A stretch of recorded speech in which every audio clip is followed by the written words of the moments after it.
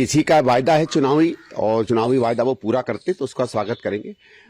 इसमें एक प्रश्न केवल ये बनता है कि इसमें जो पैसा खर्च होना है वो पैसे का भरपाई कहाँ से होनी है, उसको एक सवाल बनता है। क्योंकि अगर आप इस बात को माने, मुझे जहां तक याद है कि भारतीय जनता पार्टी ने कहा था कि 18 वर्ष के ऊपर की हर महिला को ये सम्मान दिया जाएगा। अब अगर आप इलेक्शन कमीशन के आंकड़े मान लीजिए तो 72 लाख वोटर यहाँ महिला थी इस चुनाव में। इसका मतलब है 72 लाख महिलाएं ऐसी हैं जो 18 साल से बड़ी हैं।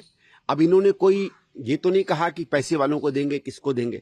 अगर आप 72 लाख रुपए को 12 महीने से मल्टीप्लाई करते हैं, गुना करते हैं और उसको 2500 रुपए करते हैं तो ये 21,600 करोड़ आता है। अब जहां पूरी की पूरी विकास की बजट ही 37,000 करोड़ है, जिसमें अस्पताल भी चल रहे हैं, स्कूल भी चल रहे हैं, आप सब्सिडी भी दे रहे हैं, बिजली की सब्सिडी भी दे रहे हैं, हवा साफ करने की बात कर रहे हैं, उसमें आप 21,000 करोड़ रुपया 60% बजट एक स्कीम को कहां से दे देंगे, ये एक ध्यान में रखने वाली बात होगी। या तो फिर इसमें वो करेंगे मीन मेक कि भाई चलिए हम इनकम टैक्स वालों को ना दें, औरों को दें।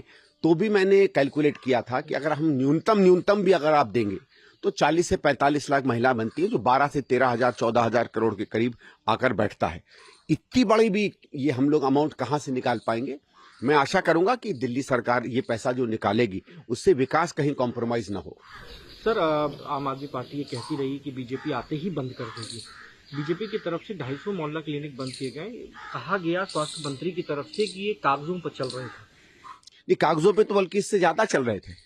मैंने तो बहुत ही कम, हम भी जब जगह जगह प्रचार में जाते थे या पार्टी के कार्यक्रम से जाते थे या काम से जाते थे तो हर जगह कांग्रेस के कार्यकर्ता भी मोहल्ला क्लिनिक दिखाते थे। और मैं आपको बता सकता हूं कि हर दूसरी मोहल्ला क्लिनिक तो बंद थी ही। और मैंने ये देखा, सामान्यतः अगर अच्छी तरीके से चलती हुई मोहल्ला क्लिनिक मिले तो 25% से 30% से ज्यादा नहीं थी। 60-70% या तो बंद पड़ी थी, या गंदगी थी, या उनके अंदर बुरा हाल था, या अंदर कोई था नहीं।